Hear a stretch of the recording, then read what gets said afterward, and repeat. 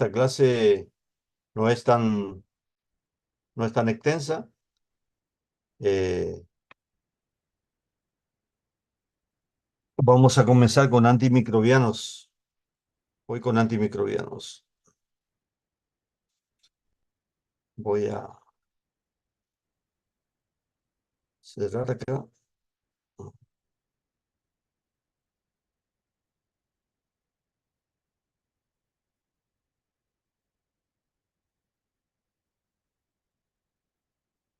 Ahí está la pantalla completa. Bueno, entonces vamos a comenzar con generalidad de antimicrobianos. La semana que viene le voy a dar sobre el grupo de antimicrobianos más importantes que ustedes van a utilizar. Pero primero tenemos que saber algunos puntos que son fundamentales para la hora de ver qué podemos utilizar y cómo debemos utilizar este grupo de agentes para tratar diferentes patologías. Entonces, el primer concepto que quiero que quede bien en claro es qué son antimicrobianos, ¿sí? Los antimicrobianos son sustancias producidas por el metabolismo de organismos vivos, ya sea hongos o bacterias, o sintetizadas químicamente en el laboratorio, llamados en algunas situaciones quimioterápicos, con la capacidad de destruir, como en el caso de las penicilinas, o inhibir el crecimiento. Incluyen antibióticos, antimicóticos, antivirales y antiparasitarios. Por lo tanto, pueden ser de origen natural, semisintéticos y sintéticos. Otro concepto importante que tienen que ir sabiendo y diferenciándose es que cuando esos agentes se comportan como, sobre todo los antibacterianos, se comportan como bacteriostáticos, bactericida o bacteriolítico. ¿Por qué es importante tenerlo presente en este caso? Porque los bactericidas son los que van a provocar la muerte, ¿sí?, de los microorganismos. Entonces, hay que tener en cuenta en pacientes que están inmunocomprometidos, ¿sí? O tienen bajo los glóbulos blancos. Y obviamente en esos casos serían los antibióticos de elección porque no va a necesitar de la inmunidad del paciente. Sin embargo, los bacteriostáticos, los agentes denominados bacteriostáticos, son agentes que inhiben el crecimiento y la replicación bacteriana. Por lo tanto, ellos sí van a necesitar de la inmunidad. Ellos van a necesitar de la inmunidad. Así que hay que tenerlo presente cuando uno utiliza un grupo de antibióticos llamado bacteriostático. Y también otro concepto es un concepto bacteriolítico, lo que van a provocar también la muerte, pero por lisis celular. Tenemos un gran grupo de antibacterianos. No todos van a saberlo bien o no todos van a profundizar bien. En líneas generales van a tener que saber algunos conceptos pequeños de cada uno de esos grupos, pero no hace falta que sepan de todo perfectamente, pero sí de los beta-lactámicos. ¿Sí? Dentro de esos beta-lactámicos tenemos las penicilinas, las cefalosporinas, monobactam y carbapenems, lo cual vamos a desarrollar la semana que viene. Pero después tenemos otros grupos como los aminoglucósidos, ¿sí? La gentamicina, el prototipo, azúcares complejos, ahí tenemos la clindamicina. Les voy diciendo a poquito para que vayan recordando algunos nombres. Polipeptídico, la polimexina. Dentro de las rifamicinas, la rifampicina. Tenemos el grupo de las tetraciclinas, cloranfenicol. Los macróleos, que también es un grupo importante que ustedes van a tener que profundizar también, porque son fármacos que se utilizan en situaciones en las cuales el paciente puede presentar un estado de alergia, donde tenemos la eritromicina, claritromicina y acitromicina, son tres nomás de ese grupo, y sería bueno que sepan los tres cuándo poder utilizarlo algunos de ellos y la diferencia, sobre todo farmacocinética que existe entre ellos. Tenemos otros misceláneos en el cual no están, este, no están bien comprendidos, agrupados en un determinado grupo, donde está la espectinomicina, ¿sí? Vancomicina, teicoplanina, cicloserina, y a veces esos se utilizan como fármacos de vigilancia o de reserva. para situaciones en las cuales el paciente no responde a los antibacterianos clásicos. Y los quimioterápicos antibacterianos, como por ejemplo sulfonamidas y una combinación sulfametoxazol más trimetoprima, que es una asociación muy utilizada, una asociación racional que va a actuar sobre un lugar determinado. Otro grupo dentro de los quimioterápicos están, por ejemplo, las quinolonas. Los otros grupos que vamos a ver ya en clases posteriores son los antifúngicos y los antivirósicos. De los antifúngicos van a tener que saber, por ejemplo, aquellos que se utilizan de manera tópica, como la anistatina, aquellos que se utilizan de manera sistémica, como es el ketoconazol, fluconazol y traconazol, y antivirósicos, fundamentalmente el aciclovir y ganciclovir. Después hay otros, habrán visto, hay antivirales, pero que en definitiva no son de uso común, sobre todo en odontología. Pero sí el aciclovir y el ganciclovir, que sería una forma del aciclovir, pero eso ya se va a especificar cuando se vea antivirales. Sitio de acción, y eso es importante que lo recuerden y lo vayan teniendo en cuenta. Recuerden ustedes que cualquier microorganismo contiene una membrana celular, ¿sí? Están rodeados a su vez por una pared celular. Dentro de ello tienen enzimas que son muy específicas. Entonces, en cualquiera de esos sitios pueden actuar estos diferentes agentes de antimicrobianos. Y de ahí también es una forma de clasificarlos. Aparte de esa clasificación general que yo le di al principio, otra forma de clasificarlos es de acuerdo al sitio de acción, ¿sí? Al sitio de acción. Entonces vamos a tener los que van a inhibir la síntesis de la pared bacteriana. Ahí vamos a ver que pueden actuar al inicio de la síntesis de la pared, como por ejemplo la vancomicina, la bacitracina, la fofomicina, o si no, cuando ya se está finalizando, ¿sí? Cuando se está finalizando la síntesis de la pared, carbapene, monobactam, cefalosporina, las penicilinas, en definitiva los beta-lactámicos, que es el grupo que yo les digo que van a tener que estudiar mejor, van a tener que saberlo perfectamente, ese grupo. Tenemos otros como por ejemplo los inhibidores de la membrana celular, en este caso la anfotericina, ketoconazol, otros que inhiben una enzima específica, la RNA polimerasa. No se enloquezcan, le voy diciendo rápido porque no hace falta que detenernos en esto. Lo que van a inhibir otra enzima que la ADN-gerasa, como la quinolona, lo que van a inhibir, por ejemplo, la síntesis de folato, que es una sustancia indispensable para la síntesis de bases púricas y pirimídicas del ARN y ADN, e inhibidores de síntesis proteica. Y acá es por ahí cuando se complican un poquito los inhibidores de la síntesis proteica. ¿Por qué? Porque a veces no saben si es 30, hay diferentes unidades, 30S, 50S. Es muy difícil recordarlo, pero bueno, en definitiva, con que sepan que inhibe la síntesis proteica es suficiente. Algo que sí deben saber, algo que sí que deben saber es por qué hacemos esa diferenciación entre bacteriostático y bactericida.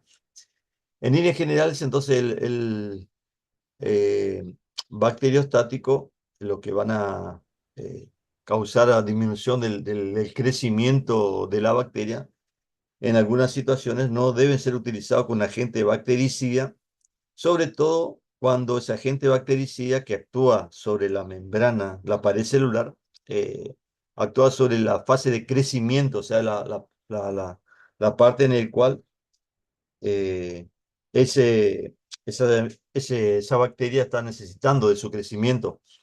Entonces, por ahí la asociación de entre un bacteriostático y un bactericida, en ese caso, va a ser contraproducente. Eso simplemente le estoy dejando como inquietud. Después vamos a ver ejemplos específicos para tenerlo en cuenta. Y otra forma que por ahí también es un poquito engorroso tenerlo en cuenta, pero podrían también, si ustedes recuerden, es la clasificación es de acuerdo al espectro. Sepan si ustedes que se lo clasifica también de acuerdo al espectro antibacteriano, pero conocer el espectro antibacteriano es muy difícil. Recuerden sí que, y sabrán seguramente, ya le enseñaron eso, cómo se vivían las bacterias. ¿Se acuerdan ustedes en gram positivos, gram negativos, aerobios y anaerobios? Y bueno, justamente que esa es la forma por ahí cuando uno clasifica, que es bastante engorrosa, como yo le digo, para decir, bueno, el espectro de este antibiótico es sobre gram positivos, gram negativos, aerobios o anaerobios o bacilos o cocos. Así que es más difícil por ahí tenerlo en cuenta. Lo que sí por ahí tienen que recordar aquellos que son de pequeño espectro y de amplio espectro. ¿Qué significa eso? Lo de pequeño espectro son los que tienen una especificidad de acción sobre un determinado grupo, por ejemplo, aerobios o anaerobios, que es muy importante, y aquellos los que son de amplio espectro son los que teóricamente actúan contra todo. Y es lo que hay que tener mucho cuidado, ¿sí? Los que actúan contra todo, porque en definitiva a veces no son tan eficaces como el resto de los grupos y se deben utilizar en situaciones concretas. Así que ese es un punto que tenemos que tener respecto al espectro antibacteriano. Eh, Ya vamos a ver después, cuando veamos cada grupo antibiótico, qué espectro tienen, cómo los clasificamos, dónde actúan, todo eso, pero de manera ya concreta, específica, cuando veamos grupo por grupo. Ahora simplemente es un pantallazo general de lo que por ahí tendríamos que saber. Pero me interesa más otro punto, que es justamente lo que les voy a transmitir ahora, que ustedes tienen que saber. Porque algo que se habla mucho es de la profilaxis de antibióticos. Sí, terapia profiláctica. Entonces, cuando hablamos de profilaxis, implica tratar pacientes que aún no están infectados, ¿sí? Aún no están infectados o que aún no han desarrollado una enfermedad. Prevenir la infección o el desarrollo de una enfermedad potencialmente peligrosa en aquellos que ya tienen evidencia de infección, en aquellos que ya tienen evidencia de infección, ¿sí?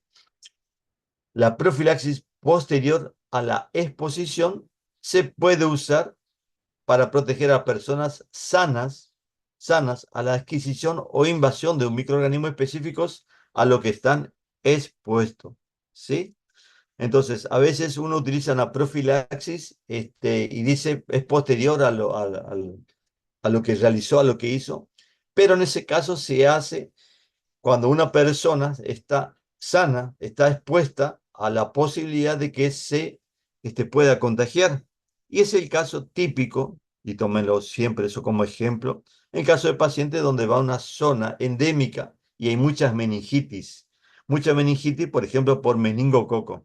Entonces, en ese caso, uno puede dar un antibiótico de manera profiláctica para evitar que esa persona se enferme.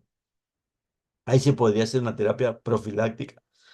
O en otro caso, cuando prevención de patología de transmisión sexual, como la gonorrea o la sífilis, después del contacto con una persona infectada, que a veces uno no sabe, no tiene el debido cuidado que tendría que tener, y bueno, entonces por las dudas, ese tipo de antibiótico. O en el caso de macrólidos, en caso confirmado que el paciente tenga, por ejemplo, tos convulsa o tos ferina, que es una infección bastante grave.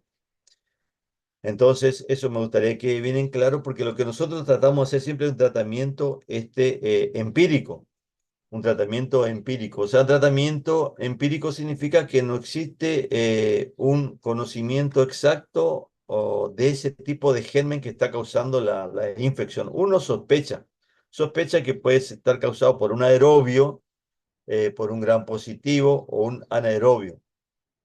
Lo que sí quiero que les quede a ustedes que debe un paciente sintomático ser tratado de inmediato, que es lo que muchas veces sucede. Ya viene un paciente con una serie de signos o síntomas y ya antibiótico.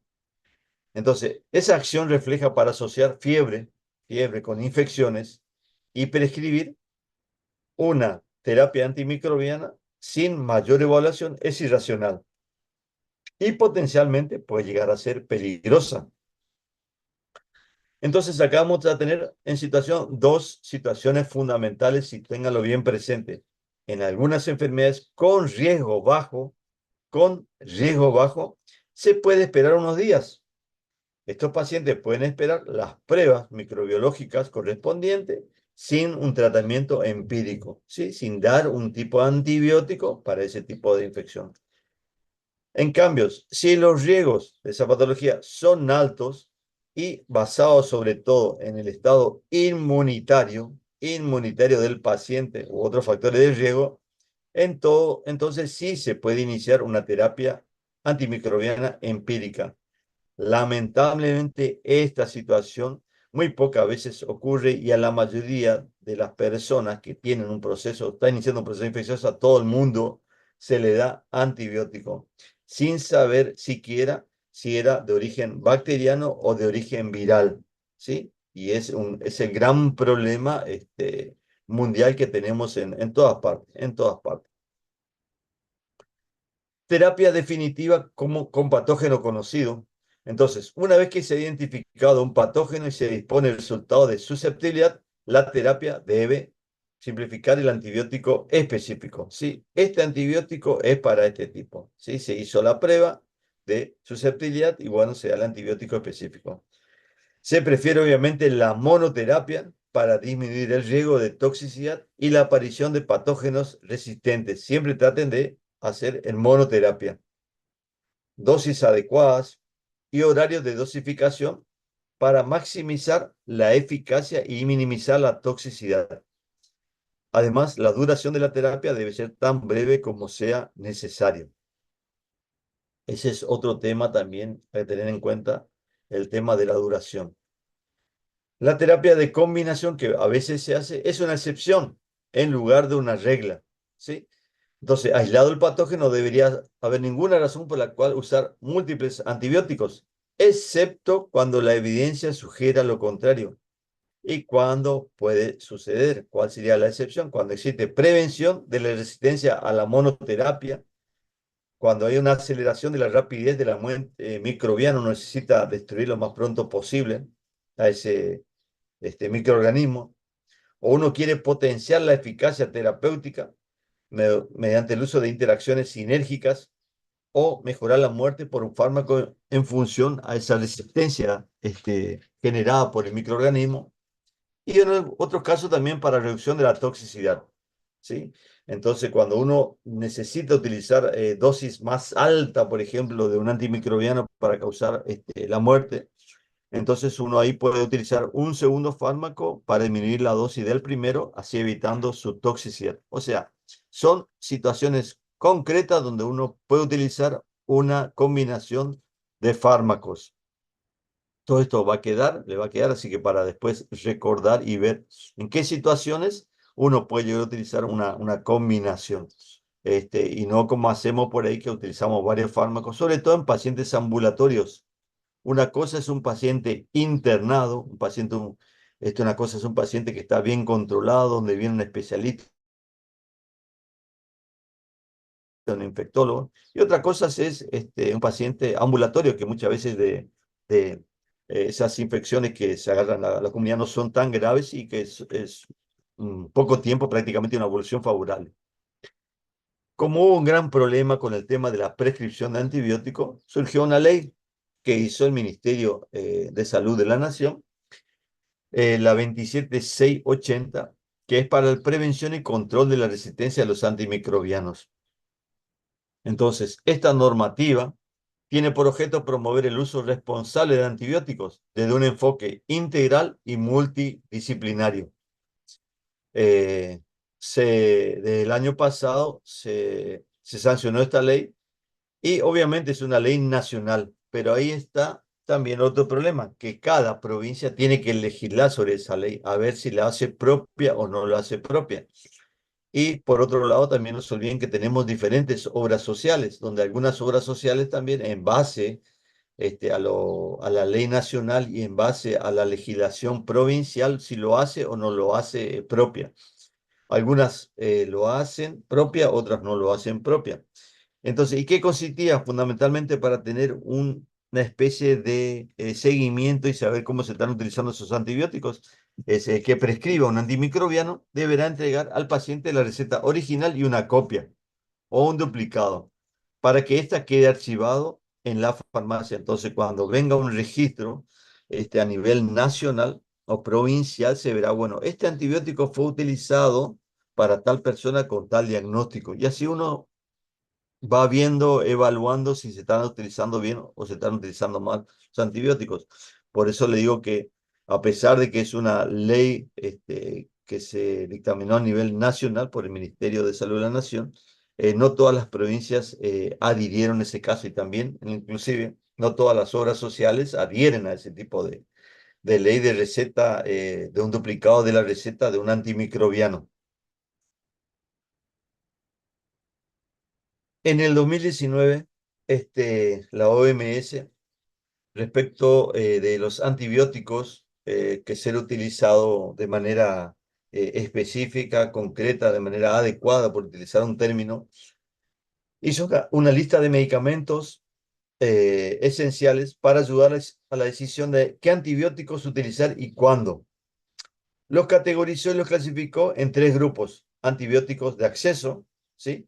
Antibióticos bajo vigilancia y antibióticos de reserva. Los antibióticos de acceso serían aquellos antibióticos podríamos decir, de primera elección, de elección para el paciente, ¿sí? Tuvo en cuenta antibióticos de primera línea o de segunda línea, o de primera elección o de segunda elección, ¿sí? La primera elección representa la mejor opción en términos de efectividad, seguridad y potencial de resistencia. Un antibiótico de segunda línea, ¿sí? O de segunda elección representa una alternativa cuando el paciente presenta a ese fármaco de primera opción alergias, tiene un mayor espectro, mayor potencial de resistencia y una relación que la relación riesgo-beneficio no sea favorable en ese caso. Acá simplemente traje tres ejemplos, hay tres ejemplos de qué podría suceder: una infección del oído, infección de garganta y una infección renal. Recuerden que, como yo le dije, muchas veces se hace un tratamiento empírico, que es cuando uno no conoce el microorganismo, sospecha del microorganismo, uno sospecha si va a ser aerobio en ese lugar, si va a ser un anaerobio, si puede llegar a ser un coco gran positivo o un coco gran negativo o un bacilo. Entonces, en base a eso, uno puede elegir un determinado antibiótico en cuanto al conocimiento que uno tiene, obviamente, de justamente esos microorganismos. Si uno piensa una infección en el oído, una otitis media, el tratamiento de primera línea, por ejemplo, sería una terapia sin antibióticos, una observación atenta, no ir ya y como se hace en la mayoría, ya utilizar.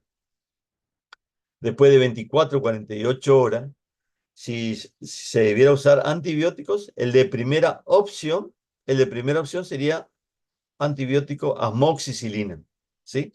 Amoxicilina. Y en el caso de segunda elección, porque uno sospecha de que existe una resistencia de ese microorganismo, que puede llegar a ser un germen gran negativo, eh, entonces podría dar amoxicilina más ácido clavulánico, que a veces los gérmenes gran negativos son los que generan resistencia bacteriana. Otro ejemplo, en el caso de la faringitis, también de tratamiento de primera línea sería una terapia sin antibióticos, una observación atenta. Y en el caso de que se decida utilizar antibióticos, también en ese caso amoxicilina. Y como un antibiótico de vigilancia podría ser, por ejemplo, la claritromicina. Y así. Bueno, estos son ejemplos de lo que la OMS dictamina respecto a cómo tendría que ser. ¿Y por qué ese gran problema? Debido justamente a los microorganismos que generan mucha resistencia bacteriana, muchísima resistencia bacteriana. Y acá se creó una especie de mnemotecnia que es escape, enfatizando su capacidad de escapar de los tratamientos antibacterianos comunes. No hace falta que los recuerden, simplemente para mostrarlos a algunos, y bueno, el que por ahí recuerda, estaría bien, pero si no, no hace falta. Pero, por ejemplo, está el Enterococcus, el Staphylococcus aureus, Klebsiella, Acinetobacter baumannii, Pseudomonas y Enterobacterias, ¿sí? Entonces, estos son microorganismos que realmente causan muchas resistencia bacteriana. Y justamente el tema de resistencia bacteriana es algo que tienen que tenerlo en cuenta también, tenerlo presente. Y cuando se genera resistencia bacteriana, una bacteria resistente cuando su crecimiento no se detiene con la concentración máxima de un antibiótico tolerada por el huésped, ¿sí? Con la concentración máxima de un antibiótico tolerada por el huésped. El microorganismo deja de verse afectado por un antimicrobiano al que anteriormente era sensible. Recuerden ustedes que hay dos tipos de resistencia fundamentales, la natural, que la propia del microorganismo, y la adquirida, resistencia a determinada especie adquirido a lo largo del tiempo. Esa resistencia bacteriana natural puede ser natural o intrínseca, por ejemplo, con el caso de la pseudomona, que es resistente a la vancomicina.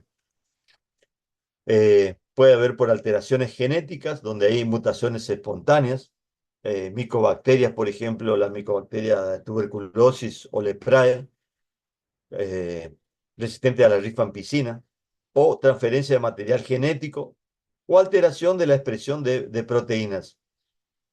Hay diferentes formas de ser resistencia. Pero también tenemos en cuenta otras que son importantes y es lo que genera por ahí diferentes situaciones que uno hace, ¿qué utilizo? ¿Qué antibiótico utilizo? Y hay que tener en cuenta la epidemiología de la zona donde nosotros estamos, porque a veces leemos o nos enseñan artículos de resistencia bacteriana, pero en otras partes en otros países. Y acá, en nuestro país, o en nuestra ciudad, o en nuestra zona, no existe tal resistencia bacteriana. Pero estos serían unas formas comunes, ¿sí? Que se puede generar resistencia a los antibióticos. Recuerda usted que como cualquier sustancia, como cualquier fármaco, el fármaco debe unirse a su receptor, ¿sí? ¿Recuerdan eso fácilmente? Entonces, eh, ahí puede comenzar ya el gran problema. Hay mutación del receptor, ¿eh? Cambia ese receptor e impide la vinculación con el antibiótico. Puede haber modificación del antibiótico, fabrican enzimas, ¿sí? Las bacterias fabrican enzimas la cual modifica la molécula del antibiótico. En ese caso, ya vamos a ver después cuando hablamos de antibiótico, el caso de enzimas beta-lactamasas, que el antibiótico ingresa, no tiene problema en ingresar, pero la bacteria se defiende generando enzima y de esa manera destruye a ese anillo beta-lactámico. Puede que exista impermeabilidad a la bacteria, genera un cierre de ese lugar, de ese poro donde ingresaba la bacteria, entonces no puede ingresar directamente. O si no, puede ser que ese poro permita el ingreso, pero después existe una mutación y genera que la bacteria tenga la capacidad de eliminar ese antibiótico, ¿sí? Eh, lo saca afuera nuevamente. Es como que se invierte ese poro de ingreso a que pueda ser eliminado esos antibióticos que ingresaron y que no cumplen ninguna función. ¿Qué es lo que generó todo esto? Obviamente el uso indiscriminado, el uso masivo de los antimicrobianos, no solamente en humanos, sino también en animales, en todo lo que sea la ganadería, también la agricultura, para la prevención de infecciones o para estimular el crecimiento. Entonces se utilizan de manera masiva para criar animales, los pollos, por ejemplo, o los cerdos. Y obviamente esa resistencia que se genera en ese tipo de animales y después nosotros pasa el consumo masivo de la población, igual nosotros ya se genera resistencia y por ahí ya no funciona ese antibiótico que vamos a utilizarlo. También en la agricultura he utilizado eh, antibióticos y en la parte del ser humano cuando existe una sobrepoblación, obviamente en hospitales, en la comunidad y se contagian una infección con otra infección, no existe el cuidado como debe ser. Hay higiene deficiente y esa higiene deficiente ya pasa del lavado de la mano, de la antisepsia del lugar Es debido, como le dije, a la sobrepoblación, que a veces no da tiempo para nada, sino que ingresa uno y sale otro. Falta de protocolos o de práctica de control de las infecciones, ¿sí? Para evitar justamente esa resistencia bacteriana. Y lo que por eso es difícil de manejar, pero hay algunas cosas que sí nos compete o le compete a cada profesional, le compete a cada profesional para evitar eso y que a veces somos nosotros los que más errores cometemos. Primero, primer punto, es cuando sobreutilizamos antibióticos. ¿Sí? Entonces, usamos antibióticos en infecciones no bacterianas, donde los antibióticos se utilizan para infecciones bacterianas, no se utilizan para infecciones micóticas, no se utilizan para infecciones causadas por virus. Y muchas de las infecciones, habrán visto ustedes y habrán pasado justamente por eso, muchas de las infecciones que tuvimos, no hasta no hace mucho, este, donde hubo un síndrome gripal, un síndrome febril, gripe, resfrío, que todos eran causados por virus. Entonces no necesitan un antibiótico, ¿sí? El paciente se recupera solo sin tomar antibiótico, con medidas generales. O si no, tenemos un proceso infeccioso bacteriano, pero usamos dosis inadecuada, ¿sí? No damos la dosis que corresponde. Puede ser también que no tomamos los medicamentos en los horarios establecidos. Si hay algo que tiene que ser bien estricto, como el tratamiento en este caso es etiológico, ¿sí? Porque nosotros queremos eliminar a ese microorganismo, queremos eliminar a esa bacteria, sí o sí tenemos que tomar, ya sea cada 6 horas, cada 8 horas, cada 12 horas o una vez por día. No nos podemos pasar. Antes se decía que es mejor, en este caso antibiótico, tomar una hora antes que una hora después el antibiótico, justamente para que se mantenga su vida media plasmática para tratamiento de infecciones. O cuando suspendemos el tratamiento, que es muy común antes del tratamiento, del tiempo indicado por el médico, porque el médico le manda un determinado tiempo, que ya vamos a ver también el tema de la duración, pero el paciente puede estar mejorando ya a las 24 horas, 48 horas, 72 horas, y deja de tomar ese medicamento, deja de tomar ese medicamento, lamentablemente, y por ahí no hay comunicación con el profesional y uno no sabe obviamente si llegó a tomar todo lo que se le dijo por el tiempo determinado. Esto es un dato importantísimo para que ustedes vean, ¿sí? Del 2008 en el Centro de Control de Enfermedades se decía que había 90.000 muertes por año, por infección intrahospitalaria. Fíjense la importancia, donde era el doble prácticamente de infecciones que las causadas por cáncer de mama, 40.000 muertes, o 16 muertes por año por SIDA. Así que era el doble o el triple en algunos casos de muertes causadas por infección intrahospitalaria. ¿Y cómo puede ser eso teniendo toda la gran diversidad de antibióticos? Y justamente era debido a que se estaban utilizando mal esos antibióticos. Eh, Otra cosa que quería que lo deje, que a veces uno dice, y bueno, ¿por qué no funciona? ¿Por qué? Es como a veces sucede con la vacuna. El hecho de que uno se vacune no significa que tenga inmunidad, porque eso va a depender cómo reacciona el organismo, ¿sí? Entonces, para saber si uno reaccionó a esa vacuna que le administraron, tendría que hacerse un análisis de laboratorio para ver si generó los anticuerpos contra esa vacuna que se administró. Y bueno, lo mismo pasa acá. Cuando uno hace una susceptibilidad al antibiótico, hace un antibiograma y tiene cierta sensibilidad. Pero recuerden ustedes que la sensibilidad no garantiza el éxito. El hecho de que salió sensible a amoxicilina, salió sensible a una cefalosporina, no va a garantizar el éxito, ¿sí? Pero lo que tengo que recordar y lo que yo le quería transmitir es que sí, la resistencia que existe, sí predice el fracaso. Entonces es importante evitar justamente la resistencia bacteriana.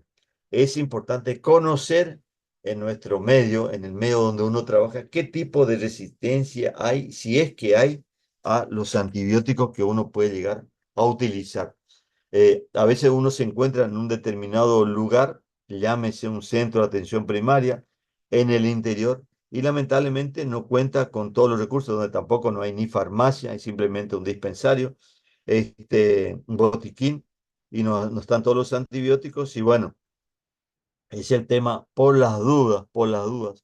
Y tiene cuenta con 4 o 5 antibióticos, por las dudas le da un determinado antibiótico y hasta amoxicilina, y por ahí tiene una cefalosporina o otro tipo de antibiótico, y no se cuenta con todos los recursos necesarios. Y a veces, bueno, ante esa situación también se hace un mal uso de los antibióticos. Como yo le dije, el tratamiento es empírico. De vuelta, reitero eso. ¿Sí? Muy pocas veces uno va a hacer, bueno, espérame, vení acá, vení pasado mañana, vení a la semana, te voy a sacar una muestra, te voy a hacer un hisopado y voy a saber qué tipo de germen tenés. Nadie hace eso, sino que se hace lo que se llama un tratamiento empírico, ¿sí? En el cual uno sospecha. Entonces, uno, ¿qué es lo que tiene que hacer para seleccionar el antimicrobiano? ¿Qué es lo mínimo que tiene que saber? Tiene que tratar de identificación del microorganismo. ¿Y qué sería esa identificación? Bueno, primero y lo fundamental es hacer la diferencia. Si es bacteriano, viral, parasitario o micótico. Existen síntomas o signos que son patognomónicos, que son característicos, significa patognomónico de cada infección. Eh, Muchas veces cuando uno dice, tiene placa a nivel o tiene proceso de pus, la asocia obviamente a de origen bacteriano. Pero también recuerda usted que la adenopatía, adenomegalia, ¿sí? Los ganglios también son importantes cuando existe una infección bacteriana. La fiebre también es algo que es importante, como así también el estado general, mal estado general también. Todo eso predice a una infección de origen bacteriano. Entonces debes saber el sitio foco de infección para de esa manera, en base al conocimiento que uno tiene, dice, bueno, esto puede ser un coco gran positivo, puede ser un coco gran negativo. Obviamente, en situaciones normales, donde no exista otra circunstancia que sospeche de otro tipo de infección. Lugar de adquisición de la infección, y esto es importante porque no es lo mismo que uno tenga una infección dentro de la comunidad, como hicimos generalmente, una infección de la calle, una infección te fuiste en algún lugar y te contagiaste de algo, que una infección intrahospitalaria, donde ese microorganismo es mucho más resistente y necesita de ser tratado de otra manera. Conocer lo que yo le dije, la epidemiología local, para saber sobre todo la resistencia bacteriana que existe. Bueno, porque por ahí dicen, sí, mira el antibiótico que hay que ser utilizado en este caso son los macrólidos, porque son todos ya hoy en día resistentes a la amoxicilina. Y bueno, pero ese estudio que se hizo, ese estudio epidemiológico, es de Chile, ese estudio es de Paraguay, ese estudio fue realizado en Colombia. Pero bueno, yo vivo en Argentina y de Argentina también, sepan ustedes que hay diferentes regiones. Entonces, ¿qué zona de Argentina? En el nordeste, noroeste, y bueno, entonces es importante conocer de nuestra zona o la zona donde van a trabajar, en Chaco, Corrientes, Formosa, si hay un estado de epidemiología, sobre todo en cuanto a la resistencia bacteriana. Después saber, obviamente, como siempre le decimos, la eficacia y la seguridad de la gente seleccionada. Su farmacocinética, su farmacodinámica es fundamental y hasta qué punto el beneficio supiera los riesgos de darle ese antibiótico al paciente. Y obviamente también cuando uno hace la anamnesis, hace su historia clínica, saber qué factores inherentes al paciente, sobre todo comorbilidades, va a hacer que yo elija uno u otro fármaco. Otro tema, recuerden ustedes, como yo le digo, estos son generalidades, son puntos que tienen que tenerlo en cuenta siempre, es cuánto tiempo tratar. Y obviamente muchas veces va a depender de la infección de qué se trata.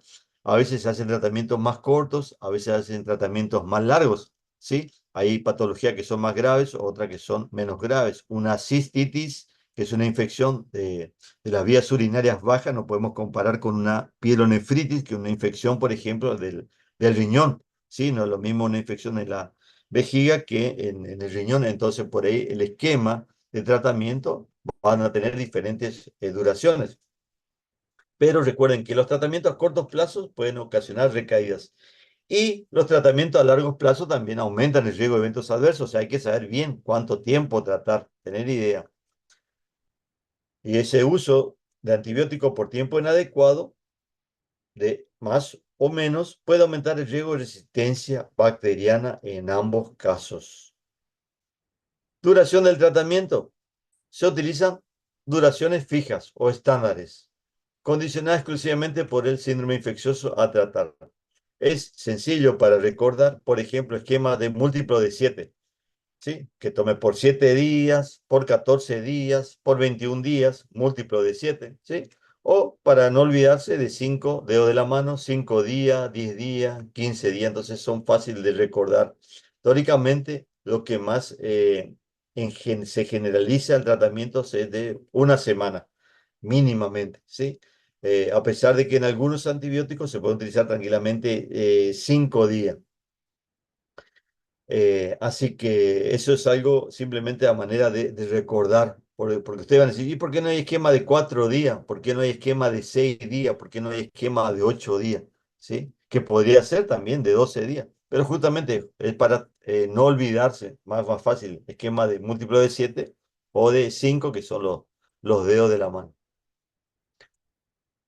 Y esto simplemente es recordar algunas falencias antibióticas que es del tratamiento empírico, ¿sí? Entonces, yo voy a hacer un tratamiento empírico. Cuando un tratamiento empírico, ¿qué germen estará ocasionando? Che, ¿habrá un gran positivo, un gran negativo? ¿Habrá un aerobio? ¿Habrá un anaerobio en ese caso? ¿Cuál será? Entonces, el profesional dice, el de mayor espectro, utilizar mayor espectro es mejor. Mentira, es una falacia, eso está mal, no tiene que ser utilizado el de mayor espectro, ¿sí? Eso está mal. Otra falacia, otra mal utilizados cuando existe una falta de respuesta, que la falta de respuesta a la falta de cobertura, ¿sí? En caso de dudas, cambiar el antibiótico o agregar otro. Cuando hay más enfermedades, más medicamentos. También las enfermedades requieren tratamiento inmediato. Otra falacia. Mayor enfermedad, fármacos más nuevos, que a veces eso es lo que nos quieren decir, que utilicemos los fármacos más nuevos, donde tenemos otros que realmente eh, los viejos antibióticos son muy efectivos, muy eficaces, y cuando no existe resistencia son la elección. Y lo otro que no son tóxicos, sí son muy tóxicos los antibióticos, son muy tóxicos. Y lo feo es que a veces esa toxicidad o ese efecto adverso importante no se manifiesta de manera inmediata, sino que se manifiesta a posteriori, hasta meses después. Y las consecuencias a veces pueden ser muy, muy graves. Entonces, estos son falacias de antibióticos del tratamiento empírico que lo tenemos que tener en cuenta. Fíjense de la Sociedad de Enfermedades Infecciosas Pediátricas, habla que la RAM de los antibióticos da lugar a unos 70.000 ingresos anuales de niños en servicios de urgencia de los Estados Unidos. Las RAM antibióticos constituyeron casi 2/3 en menores de 2 años. Es una barbaridad realmente. Y las RAM atribuibles a la amoxicilina fueron la primera causa de la visita a los servicios de urgencia a niños menores de 9 años. Es una barbaridad ese dato estadístico del 2018 respecto a la seguridad encima de un antibiótico muy utilizado, la amoxicilina, y es debido al sobreuso sobre todo, ¿sí? Al sobreuso, porque seguramente que en el 80% de las infecciones eran de origen, no eran de origen bacteriano, sino que eran de origen viral. Y bueno, eso era todo lo que le quería recordar, ir tratando de dejar en claro a ustedes para ver que hay muchos aspectos generales antes de comenzar de manera concreta y específica que lo vamos a ir detallando a medida que veamos los grupos antibióticos para que ustedes tienen que saber y que no es nomás prescribir un antibiótico. Bueno.